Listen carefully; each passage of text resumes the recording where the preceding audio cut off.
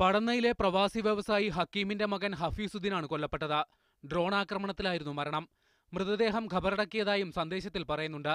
തങ്ങളും ദൈവിക മാർഗത്തിലെ മരണത്തിനായി കാത്തിരിക്കുകയാണെന്ന് പറഞ്ഞാണ് അഷ്ഫാഖിന്റെ സന്ദേശം അവസാനിക്കുന്നത്. അഷ്ഫാഖിന്റെ മെസ്സേജ് ഉണ്ട്. ആ മെസ്സേജിൽ പറയുന്നത് റോക്കറ്റ് ആക്രമണത്തിൽ ഇവൻ കൊല്ലപ്പെട്ടു എന്നുള്ളതാണ്.